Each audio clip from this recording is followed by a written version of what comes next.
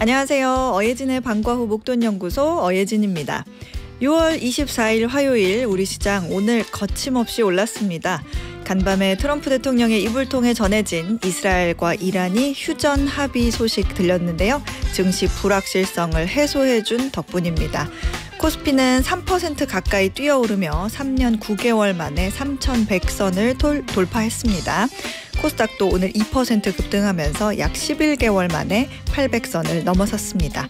휴전 소식에 국제 유가도 급락했고 외환 시장도 안정을 찾으면서 원달러 환율은 24원 급락하며 1,360원대로 내려왔습니다. 지금 이곳 목동의 기온은 27.8도.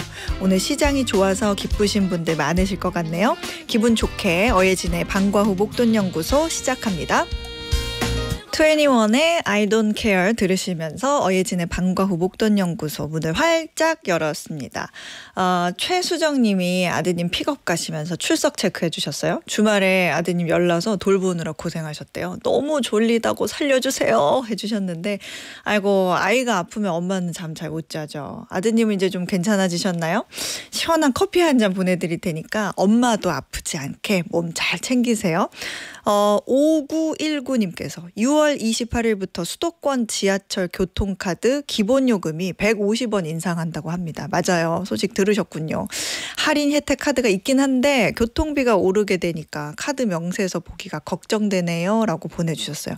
맞아요. 지금 현행 1,400원에서 1,550원으로 150원이 28일 첫 차부터 인상이 된다고 합니다. 이것 때문에 부담 느끼시는 분들 많으실 것 같네요.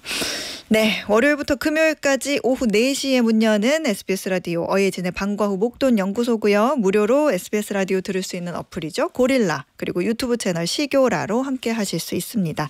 저와 소통 원하시는 분들은 단문 50원, 장문 100원의 유료 문자 샵 1035 무료 어플 고릴라로 문자 보내주세요. 소개도 해드리고 추첨해서 커피 쿠폰 보내드리겠습니다. 오늘은 한 가지 경제 현상을 제대로 파보는 분석 천재 나건웅 준비됐고요. 그때 그 시절 뉴스로 경제 이모저모를 배우는 라떼 뉴스로 채워집니다. 저 어예진이 직접 고른 꼭 알아야 할 뉴스 어뉴스 오늘도 배달 왔습니다.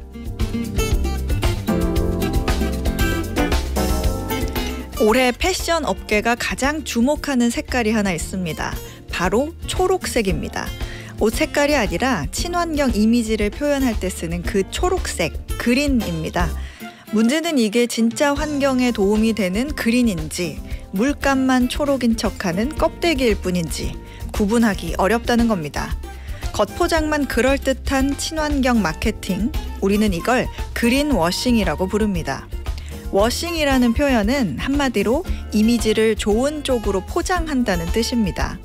환경을 생각한 에코 원단이라고 강조하면서 정작 폐기 과정은 친환경이 아닌 기업, 투자의 대부분을 화석 연료 사업에 집중해 놓고 탄소 중립을 위해 노력하는 기업이라고 마케팅하는 에너지 업체, 모두 그린워싱, 위장 환경주의에 해당합니다.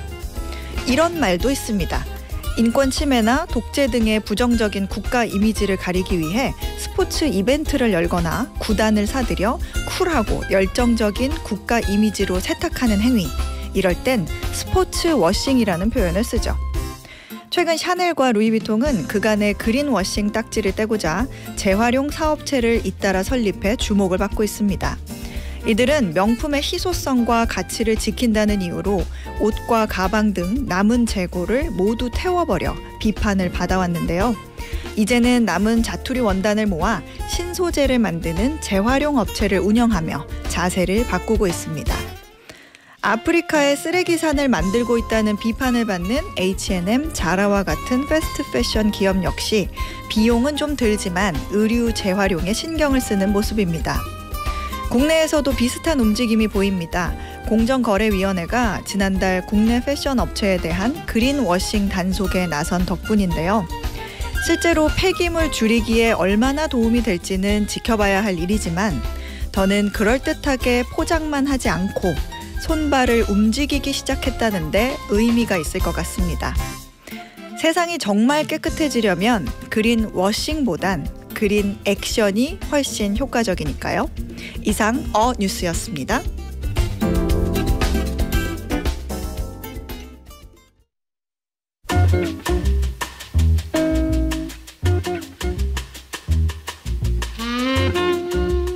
한 가지 경제 현상을 제대로 파보는 분석 천재 나건웅. 오늘도 매경 이코노미의 나건웅 기자 스튜디오에 나왔어요. 어서 오세요. 네, 안녕하세요. 네, 오늘 분석할 경제 트렌드 뭘까요? 네, 오늘은 자동차 시장 이야기를 한번 해볼까 하는데요. 네. 신차가 아니라 바로 요즘 전성기를 맞이했다고 평가를 받는 한국 중고차, 바로 K 중고차 시장을 한번 분석해볼까 합니다. 사실 중고차 몇 주 전에 어뉴스에서도 한번 다뤄주셨었잖아요. 거기서 저도 좀 아이디어를 얻어서 지난주에 한번 좀 더 깊이 있게 취재를 해봤는데요. 네. 저도 제 방송 차를 기다리면서 어뉴스 열심히 메모하면서 이렇게 듣고 있습니다. 역시 방과 목돈 연구소 역시 콘텐츠가 뛰어난 것 같습니다. 감사합니다. 주거니 받거니. 네, 감사합니다. 중고차가 안 그래도 이제 안에서도 그렇지만 특히 나라 밖에서 수요가 엄청나다는 소식 들었거든요. 맞습니다. 원래 중고차가 이제 전형적인 불황형 산업이잖아요. 네. 최근 우리나라의 고물가 그리고 경기 침체 분위기가 심하다 보니까 한국에서는 수혜 업종으로 예상되긴 했는데 말씀하신 대로 재밌는 건 요새 해외에서도 한국 중고차가 잘 나가고 있다는 점입니다. 요새 뭐 트럼프 관세 정책 이런 것 때문에 여러 수출 산업이 어렵잖아요. 네. 근데 중고차가 이제 새로운 수출유자 산업으로 떠오를 수 있다, 이런 기대감이 형성이 되고 있습니다. 사실 오늘 주제는 제가 정말 최근에 몸으로 직접 느꼈던 부분이기도 해요. 네. 제가 지난달에 차를 팔려고 그 요즘 광고 많이 하는 중고차 플랫폼에 제 차를 올렸거든요. 근데 어떤 딜러분이 가격을 상대적으로 굉장히 높게 제시를 하는 거예요. 한 신차 가격 대비해서 10% 정도밖에 안 깎은 가격으로. 와, 얼마 안 타신 거 아니에요? 4년 탔는데. 진짜요? 네, 그래가지고 당연히 그분한테 연락을 해가지고 얘기를 들어보니까 수출용으로 생각하고 금액을 제시했다. 그래서 이제 국내 내수용으로 처리할 차들은 가격이 훨씬 낮았는데 뭐 그래도 많이 낮지도 않았어요. 그래서 제 차가 지금 스포티지인데 이게 대표 인기 모델이래요. 맞아요. 밖에서. 근데 물량이 부족해서 그렇다. 맞아. 뭐 이거는 뭐 한 달 전 얘기니까 또 그런 수출 상황은 또 그때그때 달라져서 어쨌든 그러니까 해외에서 국산 중고차가 얼마나 잘 팔리길래 진짜. 제가 이런 경험을 한 겁니까? 몸소 체감을 하셨네요, 진짜. 네. 어떤 상황이에요? 해외에서 얼마나 요새, 잘 팔려요? 말씀하신 대로 진짜 전 세계 각국에서 K 중고차를 찾는 수요가 늘어나고 있는데요. 통계를 잠깐 설명을 드리면요. 네. 한국 무역협회가 이제 집계한 자료에 따르면 지난해 이제 한국 중고차 수출이 63만 대 정도. 그러니까 2023년 1년 전과 비교하면 9천 대 정도 줄어들긴 했는데 3년 전과 비교하면은 40% 가까이 늘어난 수치이고요. 아까 대수로만 따지면은 작년보다 조금 줄었지만 수출 액수로 따지면은 지난해가 역대 최고였습니다. 그러니까 다시 생각해 보면은 전년보다 자동차 판매 대수는 줄었는데 수출액은 늘었다는 얘기거든요. 그 말인즉슨 해외 바이어가 이전보다 한국 중고차 값을 좀 후하게 쳐준다. 그러니까요. 그만큼 우리나라 중고차 수요가 늘고 품질에 대한 신뢰도 오른 모습입니다. 그렇군요. 올해는 더 잘 팔린다는 얘기 들었거든요. 맞아요. 이건 작년 얘기였고 통계는 올해 들어서 분위기가 더 좋아졌는데요. 올해 4월까지 중고차 수출이 전년 동기 대비 55% 증가. 이 보통 중고차가 보통 인천항에서 많이 나가거든요. 여기는 요새 중고차 나르느라고 정신이 없다고 해요. 그 판매 대수는 55%가 늘었는데 수출액은 2배 가까이 늘었다. 그러니까 아까 말씀드린 대로 해외 바이어들이 역시나 올해도 좀 더 가격을 더 잘 쳐주고 있다는 얘기가 되고 있고요. 우리나라 중고차가 이제 싼 차만 잘 팔리는 게 아니라 신차급 중고차도 많이 잘 팔리고 있다는 그 방증이 될 수 있습니다. 그렇군요. 이게 대체 이 우리나라 중고차들이 어디로 그렇게 팔려가는 겁니까? 진짜 좀 궁금하죠. 사실 전 세계적으로 중고차 거래 규모 자체가 늘긴 했어요. 글로벌 중고차 거래가 2010년에는 540만 대 정도였는데 2022년에는 1000만 대가 넘어가지고 거의 2배 가까이 늘었고요. 왜냐하면 신차보다 중고차를 선호하는 게 이제 신흥국이거든요. 신흥국 경제가 좋아지다 보니까 중고차 수요가 많이 늘어났고, 그런데 유독 또 한국 K 중고차를 많이 사가는 나라들도 분명히 있습니다. 대충 예상해 보시면 어디가 좀 우리나라 좋아할까요? K 중고차. 뭐 예전만 해도 러시아가 그렇게 많이 사간다더라 이런 얘기는 듣긴 했는데 지금은 어때요? 저도 이번에 보면서 좀 의외라고 생각을 했는데요. 아프리카 중앙아시아 국가가 1, 2위더라고요. 뭐 스탄 이런 그런 국가들. 제가 보니까 지난해 우리나라 중고차를 가장 많이 사들인 국가 1위가 아프리카의 리비아, 였습니다. 의외인데요. 12만 대로 제일 많이 팔렸고 네. 2위가 중앙아시아인 키르기스스탄 여기가 7만 2천 대 정도 팔렸다고 해요. 그러니까 리비아랑 키르기스스탄 두 나라의 중고차 판매 대수를 더하면은 우리나라 전체 중고차 수출의 30%를 훌쩍 넘는다. 그리고 3위가 이제 튀르키예, 그다음에 아까 말씀하신 러시아, 뭐 아랍에미레이트 이런 순인데요. 그렇군요.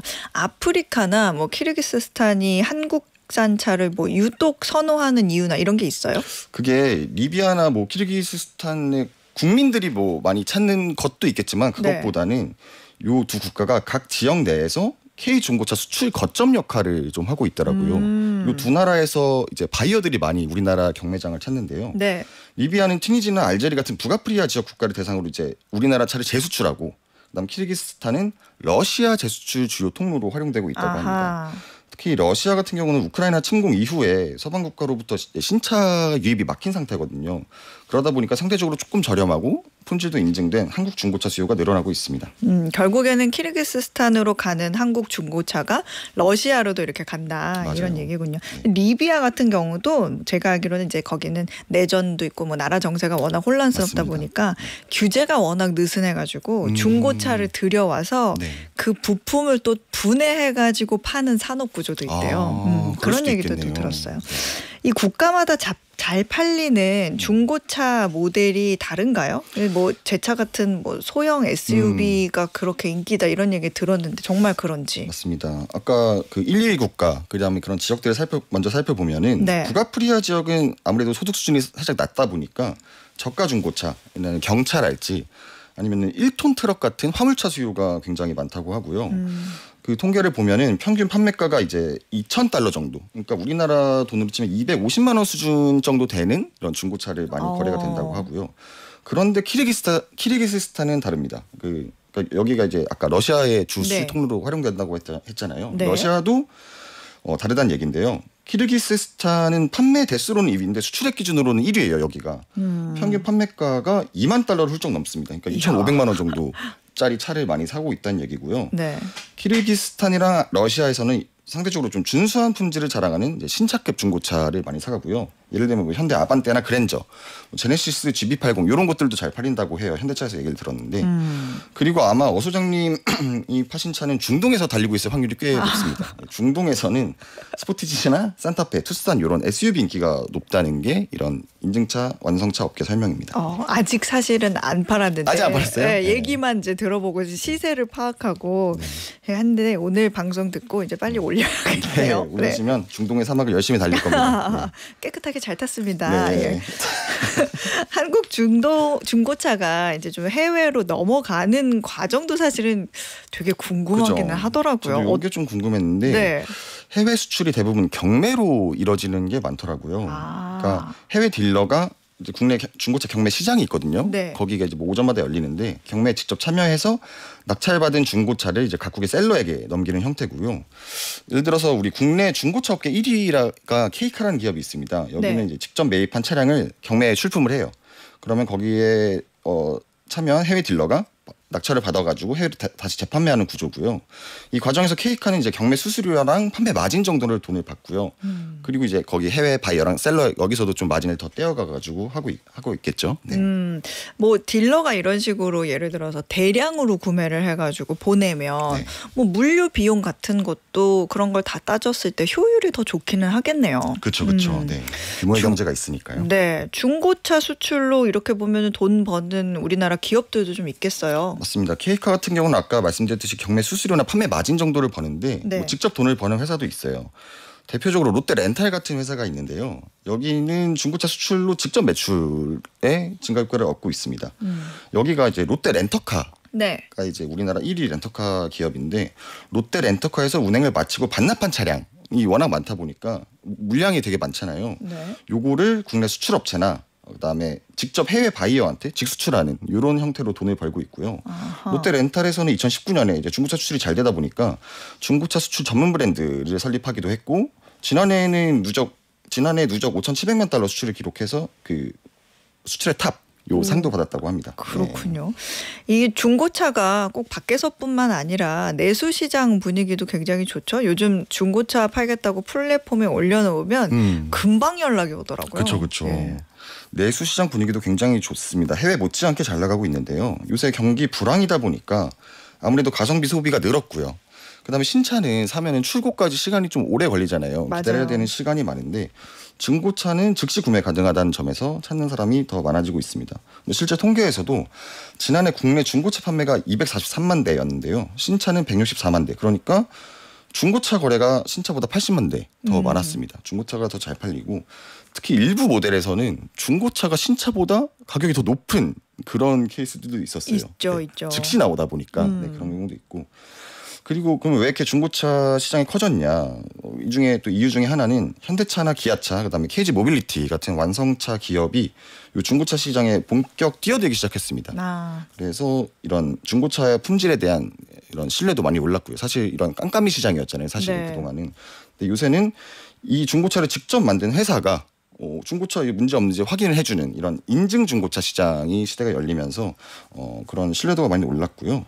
이 밖에도 아까 말씀드린 뭐 K카, 그다음에 뭐 온라인 플랫폼을 사업을 운영하는 엔카닷컴이나 헤이딜러, 그다음에 오토플러스라는 기업에서 운영하는 리본카라는 브랜드도 이제 직영 중고차를 운영하고 있고요.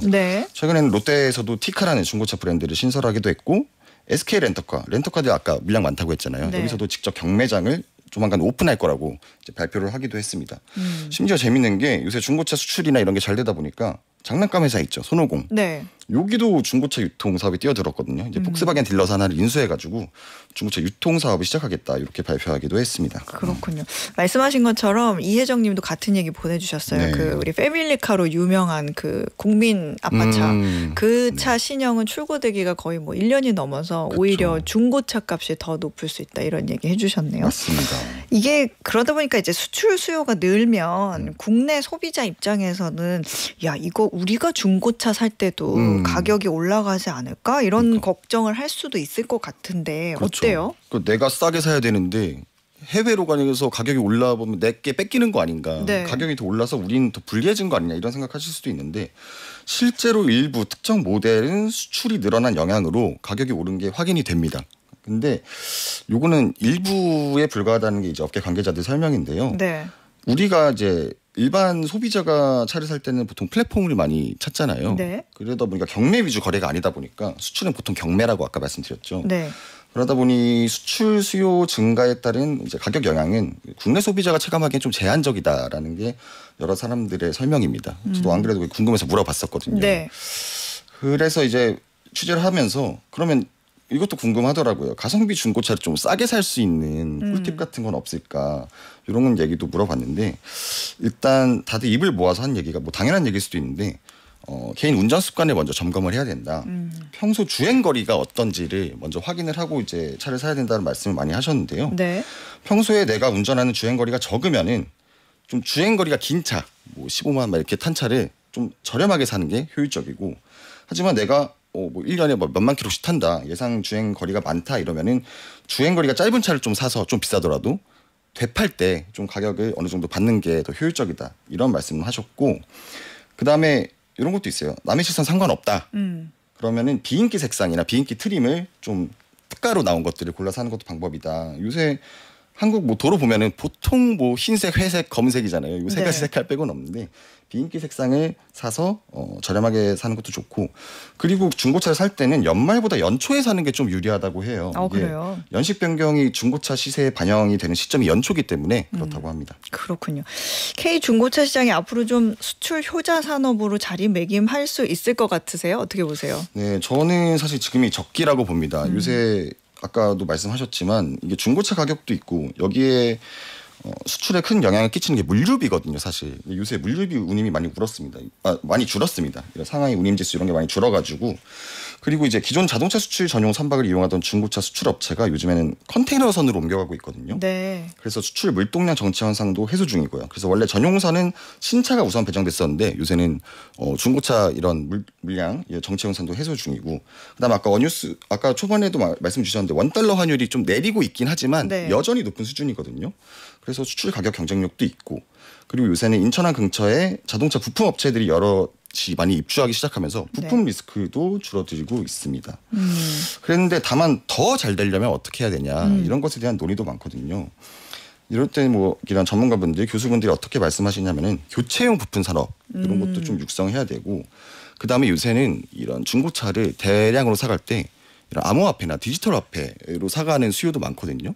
근데 요거를 기업 입장에서 받으면은 실적으로 아직 인정을 받을 수가 없어요. 그래서 정부 차원에서는 이런 다양한 결제 방식을 실적으로 좀 인정해주는 뭐 이런 정도의 규제도 완화가 필요하지 않냐 이런 얘기도 나오고 있고요. 네. 그리고 이 수출 중고차가 많이 팔리고 있긴 하지만 아직 안 열린 시장도 있습니다. 튜닝카나 오토바이, 포크레인 같은 견설기계 이런 것들은 태동도 안 한 상황이라고 해요. 그래서 그런 게 또 있구나. 네, 우리나라 중고차 시장이 해외에 인지도가 높아지면은 이런 오토바이, 포크레인 같은 이런 것들도 새 시장이 열릴 수 있다. 이렇게 가능성은 있다고 저는 보고 있습니다. 그렇군요. 변영우님께서 우리나라 중고차는 말이 중고차지 다들 차를 자주 바꿔서 중고차 상태가 아주 좋다고. 맞아요. 외국에서 나오는 중고차 보면 중고차가 아닌 고물차인 경우가 많습니다. 이렇게 보내주셨거든요. 맞아요. 저도 경험이 있어요. 나혜규님은 8년 타던 차 오늘 파셨다고. 세 군데 견적받아서 최고가 630에 시원섭섭합니다 하셨는데. 그렇죠. 떠나보낼 때 좀 아쉬운 마음이 들긴 해요. 저도 첫 차 팔면서 전날에 차에 타서 엉엉 울면서 대성통곡을 했던 기억이 있어요. 요새는 그 팔기 전에 사진을 찍어서 판 사람한테 전달해주는 추억 서비스 이런 것들도 해주더라고요. 그래요? 간직하라고. 별로 안 좋아할 것 같은데. 마지막 사진을. 그렇군요. 그런 것도 또 있군요.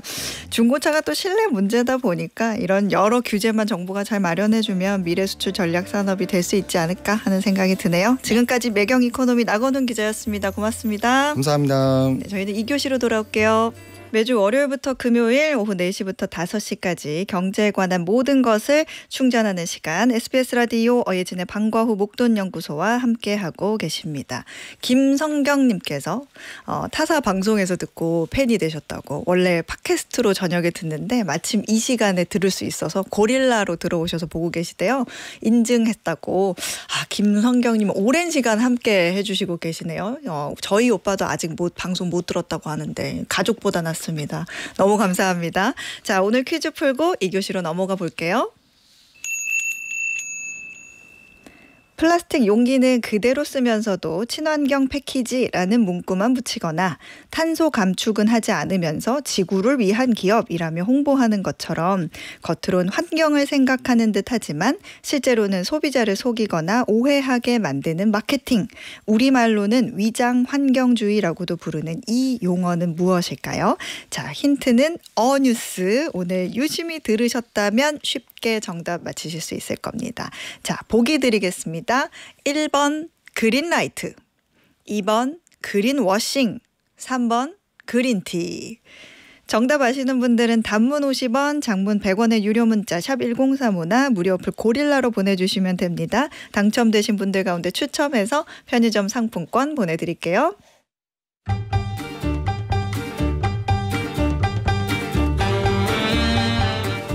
타임머신을 타고 그때 그 시절 뉴스를 다시 읽어보고 경제의 이모저모를 배우는 라떼 뉴스. 오늘도 한국경제신문 임현우 기자 나왔습니다. 어서 오세요. 네, 안녕하세요. 네, 오늘 몇 년 전 뉴스 한번 볼까요? 네, 오늘은 29년 전으로 가보겠습니다. 1996년 10월 12일 동아일보 기사고요. 제목은 20세기 최대의 쇼 4만 관중 환호입니다. 20세기 최대의 쇼 뭔지 궁금한데 기사 내용 한번 볼까요?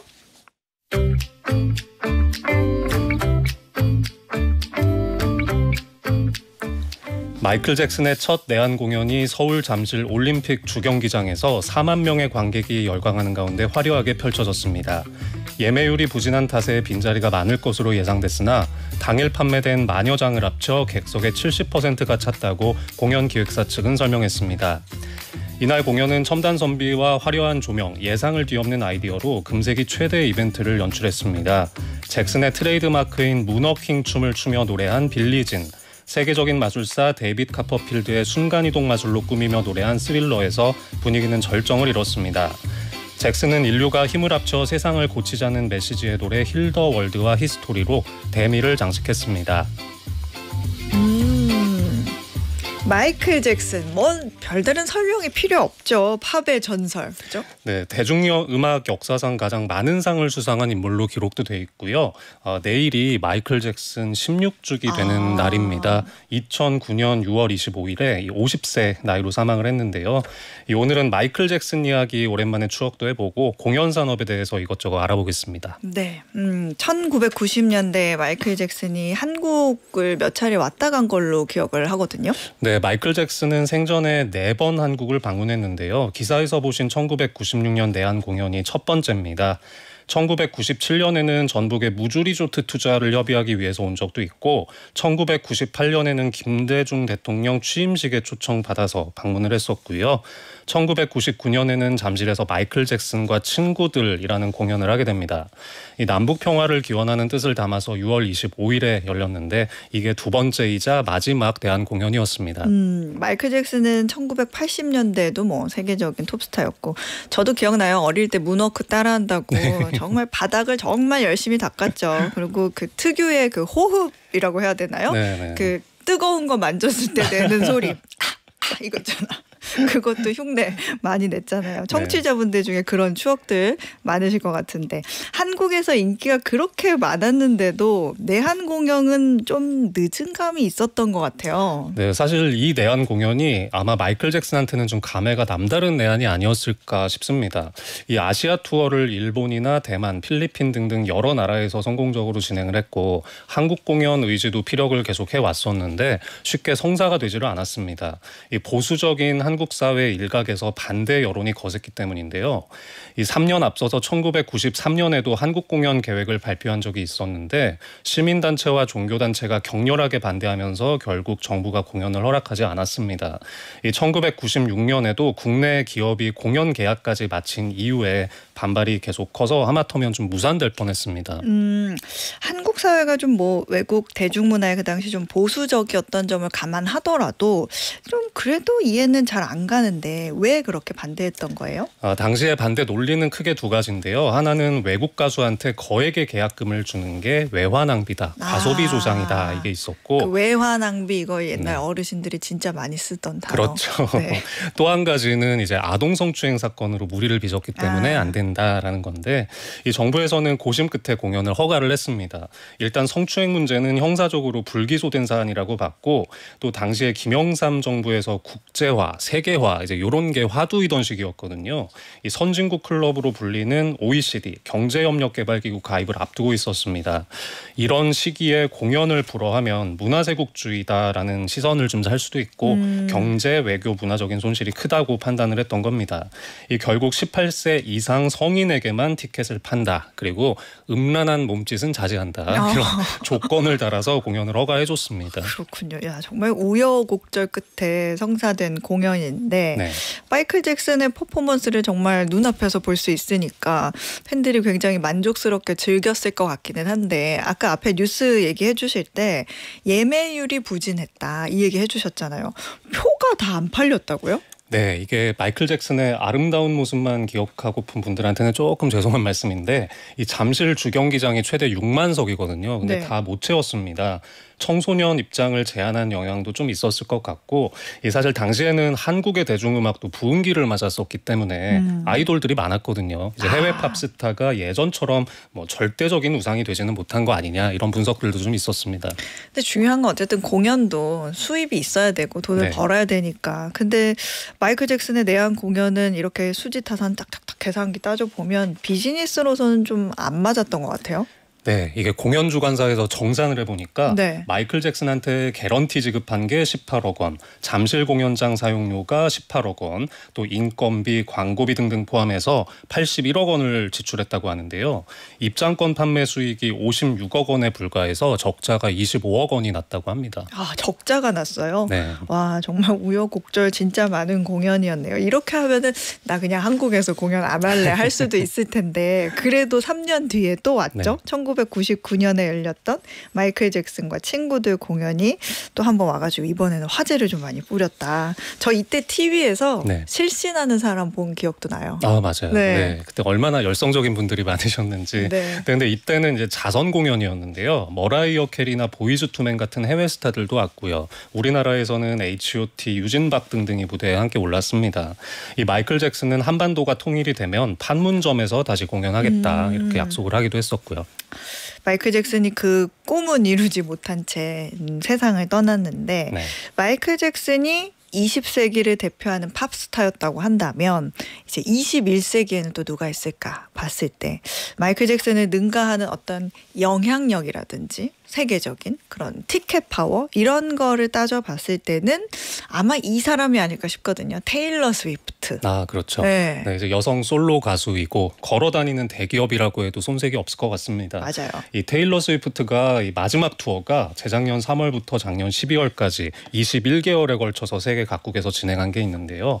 공연 제작사가 공개한 수치를 보면 티켓 총 수입이 20억 7천만 달러를 기록했다고 합니다. 와, 20억 7천만 달러? 네. 이거 우리 돈으로 환산하면 얼마죠? 이게 한 2조 8천억 원 와. 되거든요. 네. 엘튼 존과 콜드플레이도 정말 기라성 같은 가수들인데 이 가수들의 투어 공연 매출의 2배를 넘습니다.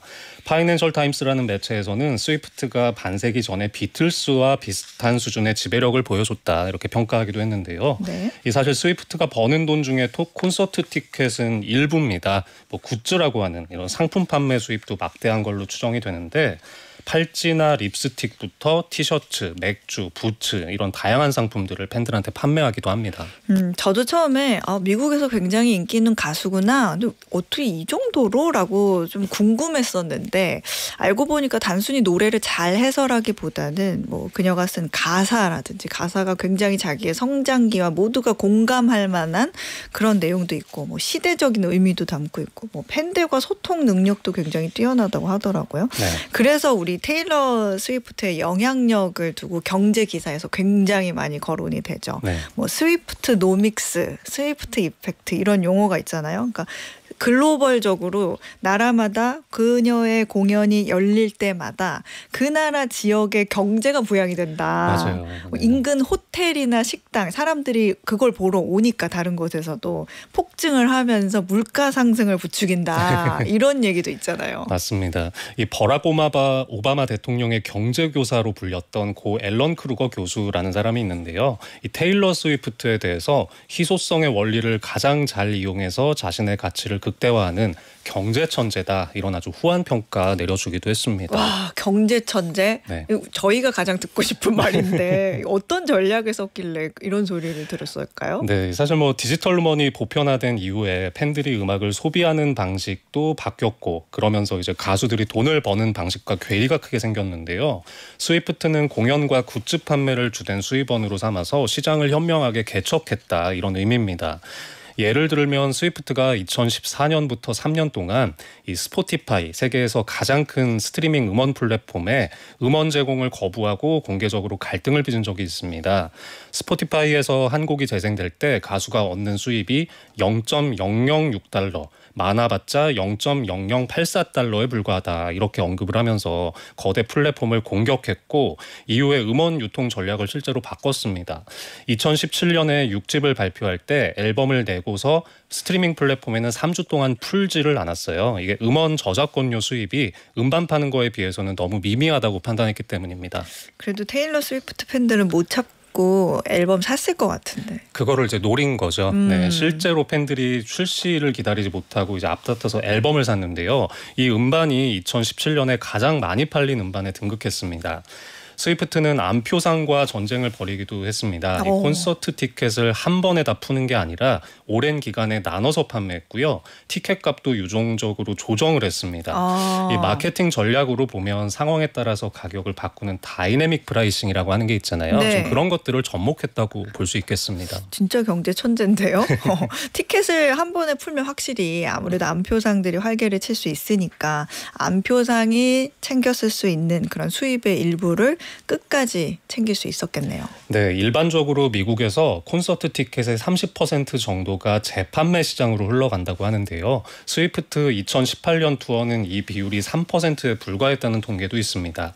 그리고 이 스위프트 가사를 아까 말씀하셨는데 네. 이 가사에 이스터 에그를 많이 집어넣는 전략도 씁니다. 이게 진짜 팬들만 알아차릴 수 있는 어떤 메시지를 의도적으로 숨겨놓는 건데요.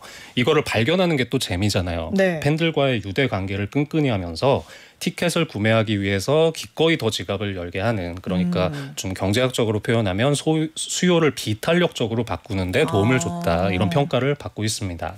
근데 또 어떻게 보면은 또 테일러 스위프트니까 이렇게 세게 나올 수 있지 않았을까, 아무나 할 수 있는 건 아니다라는 생각도 들고요. 그러기도 하고. 근데 이 인기를 유지하려면 이제 비싼 티켓을 구입해서 이제 공연장에 갔을 때 네. 공연을 보는 팬들이 이거를 공연을 보면서 내가 이 비싼 표를 사길 잘했다. 잘 왔다. 이럴 정도로 만족을 좀 시켜줘야 되잖아요. 그렇죠. 이 스위프트 투어를 보면 공연이 한 3시간 반을 하는데요. 옷을 16번 갈아입습니다. 그리고 뭐 불꽃 튀고 연기 나오고 레이저에 3D 조명까지 헤치면서 정말 무대 위를 날아다니는데 네. 빌보드지에서는 반드시 봐야 될 블록버스터다, 이렇게 극찬을 했습니다. 정말 뭐 할 수 있는 모든 퍼포먼스 화끈하게 그냥 쏟아내는 거죠. 저도 그 얘기 들었어요. 이 공연을 준비하기 위해서 네. 러닝머신을 3개월 동안 뛰면서 거기에서 노래 연습을 한대요. 그런 얘기 들었어요. 테일러 스위프트뿐만 아니라 국내외 모든 가수들이 이 디지털 음원을 통해서 올리는 수익을 봤을 때 생각보다 그렇게 크지 않다는 얘기를 들었거든요.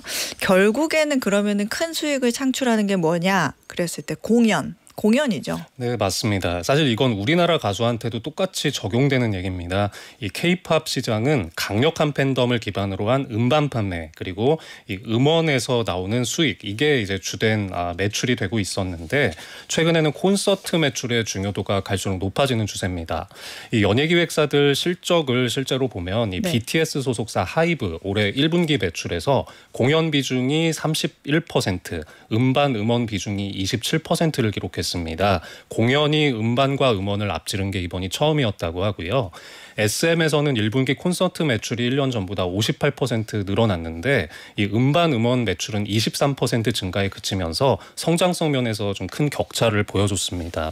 코로나 팬데믹 시기에 급성장했던 우리 K-팝 시장이 일각에서는 작년부터는 좀 성장 한계에 부딪힌 게 아니냐 이런 목소리가 좀 들리기도 하거든요. 근데 이런 상황에서 콘서트가 좀 우리 K-팝의 침체 우려를 좀 타개할 만한 그런 새로운 돌파구로 부상했다고 봐도 될까요? 네, 그렇게 보입니다. 이 음반 콘텐츠 협회 통계를 보면 K-팝 실물 음반 이 판매량이 재작년에는 1억 2,020만 장이 됐는데요. 작년엔 9,890만 장에 그쳤습니다. 1년 사이에 17.17%가 급감을 한 겁니다. 음반 판매는 또 왜 이렇게 많이 꺾인 거예요?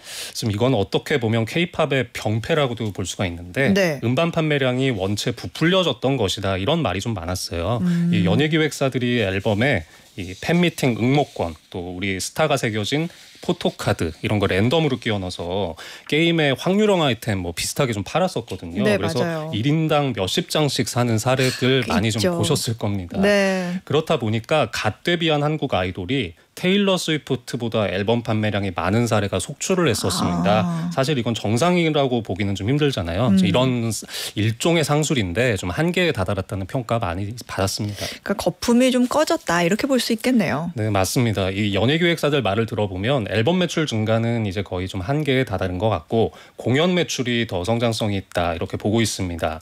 팬들이 궁극적으로 원하는 건 우리 오빠, 우리 누나 한 번 더 이제 만나는 거기 때문에 네. 콘서트나 팬미팅 같은 행사를 통해서 이제 한 번이라도 더 보려는 수요가 커지고 있다는 건데요. 그래서 과거에는 정규 앨범을 내고 투어에 들어갔다면 요새는 미니 앨범이나 싱글로 최대한 신곡을 내고 바로 콘서트 가는 이런 추세들도 나타나고 있습니다. 그러게요. 요즘에 또 엔터 주가가 괜찮은데 중국의 또 한한령 해제 기대에 더해가지고 대형 스타들의 좀 복귀로 공연 수입이 늘어날 거다 이런 기대가 좀 모멘텀이 되고 있다 하는 게 또 시장에서 나오는 것 같더라고요. 네, 맞습니다. 사실 우리 증시 오늘도 진짜 좋았는데 네. K-팝주들의 주가 상승률은요 시장 평균 이상을 하고 있습니다. 연초 대비 수익률을 보면 4대 연예기획사 주가가 최소 10%, 많게는 2배 뛴 곳들도 있고요.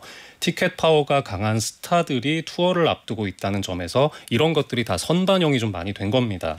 대표적으로 BTS, 블랙핑크 같은 그룹들 생각하면 될 것 같습니다. 안 그래도 BTS 멤버들 다 전역했다고 하는데 네. 국내에서 공연할 곳이 이런 분들 마땅치 않아가지고 문제다 이런 지적 나온다면서요. 네, 이게 사실 많은 가수들의 고민이라고 하는데요. 서울에서는 10,000명 이상 들어가는 실내 공연장이 K스포돔, 옛날에 올림픽 체조 경기장 정도를 제외하면 고척 스카이돔 요 정도까지고 잘 없습니다. 그래서 지금 실외로 눈을 넓혀봐도 대안이 많지 않다고 하고요. 마이클 잭슨이 공연했던 잠실 주경기장은 내년 연말까지 리모델링 공사를 하고 있습니다.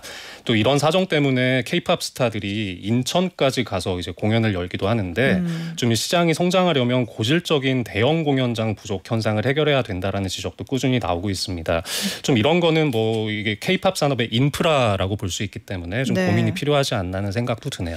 그러게요. 저도 이제 콘서트 티켓 예매하려고 보면 공연장이 우리나라에 생각보다 없구나. 거기서. 네, 네, 그런 생각이 들기는 하더라고요. 오늘 아이템도 너무 재밌었습니다. 지금까지 한국경제신문 임현우 기자였습니다. 고맙습니다. 네, 감사합니다. 네, 오늘의 퀴즈 정답 확인해 보겠습니다. 오늘의 퀴즈에서는 우리말로는 위장 환경주의라고도 부르는 용어로 환경을 생각하는 척 포장해 소비자를 속이거나 오해하게 만드는 마케팅을 뭐라고 하는지 여쭤봤습니다.